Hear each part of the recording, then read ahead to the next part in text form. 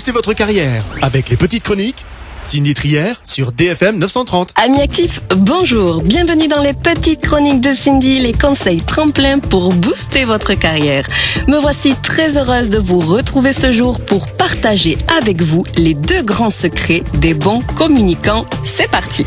Règle d'or numéro 1, pratiquez l'écoute active.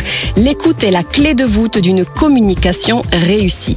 Si cela peut paraître simple ou évident de prime abord, il est pourtant difficile de savoir écouter en sachant faire preuve à la fois d'empathie et de réelle attention. Il ne suffit pas de rester passif en hochant la tête de temps à autre, mais de prendre véritablement part à la conversation. Écouter de façon active signifie être capable de rebondir sur l'ensemble des points abordés par son interlocuteur tout en coupant la chic au jugement de valeur. Carl Rogers, psychologue américain à l'origine du principe de l'écoute active, estime que c'est du côté du cœur et non de la raison qu'il faut porter son attention.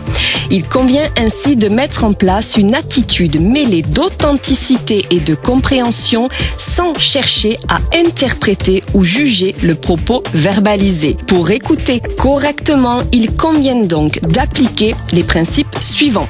Accepter l'autre comme il est en adoptant une attitude respectueuse. Être centré sur ce qu'il ressent et non sur ce qu'il dit. S'intéresser davantage à lui ou elle plutôt qu'au problème évoqué. Éviter d'interpréter ses propos mais essayer en revanche de comprendre les origines de son problème. Règle numéro 2, amener la personne à parler d'elle. Les bons communicants sont ceux qui, avec bienveillance, savent diriger la conversation vers leur interlocuteur en vue de l'encourager à parler de lui, de sa vie ou de ses expériences. La personne qui est écoutée se sent alors valorisée car il est communément admis que nous sommes nombreux à préférer parler de nous.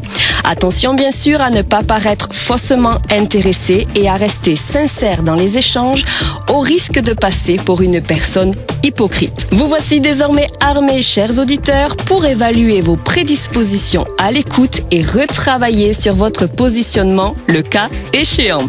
Rendez-vous la semaine prochaine pour une nouvelle chronique en lien avec le monde passionnant du travail pour partager avec vous 3 astuces clés capables de renforcer votre confiance en vous. Belle journée à toutes et à tous et à très bientôt pour de nouvelles aventures pro.